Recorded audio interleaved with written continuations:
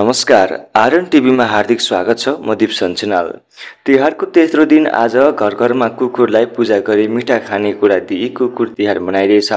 कुकुर तिहार यमपञ्चक अर्थात् दीपावली पर्वको दोस्रो दिन पर्ने भए पनि यस वर्ष तिथिको गडबडका कारण तेस्रो दिन पर्न गएको नेपाल पञ्चाङ्ग निर्णायक विकास समितिले जनाएको छ।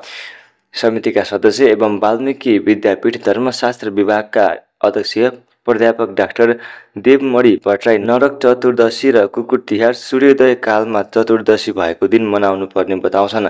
कार्तिक कृष्ण चतुर्दशीका दिन कुकुरलाई मिठा परिकार खाना दिए यमराजको ढोकामा द्वारपालका रूपमा बस्ने सेम र सबल नामका कुकुरले यमलोक जाँदा बाटो छोडिदिने धार्मिक विश्वासका आधारमा कुकुर तिहार मनाउने गरिएको धर्मशास्त्रविद प्राध्यापक तोयराज नेपालले राससलाई जानकारी दिएका छन्।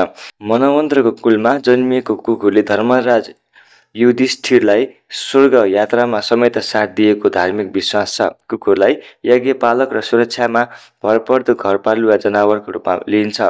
आज बिहानै अरुणोदयकालमा विभिन्न तीर्थ नदी वा तलाउमा गई स्नान तर्पण गरी यमदीप दक्षिण फर्काएर बाली बगाउनाले मृत्यु पश्चात नरकको दर्शन गर्नु नपर्ने धार्मिक विश्वासका कारण नरक चतुर्दशीमा नुहाउने विधि रहेको धर्मशास्त्रविद बताउँछन्। यसरी बत्ती बालेर बगाउनुलाई नरकी बगाउनु भनिन्छ।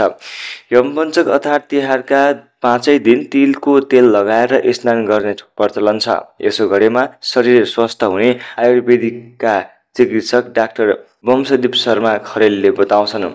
यसैले तिहार स्वास्थ्य सुरक्षाका दृष्टिले पनि महत्त्वपूर्ण पर्वका रूपमा मानिन्छ। तिथि घटबडका कारण लक्ष्मी पूजा पनि आजै गरिँदैछ। बिहान कुकुर पूजा गरेर साँझ लक्ष्मी पूजा गरिँदैछ।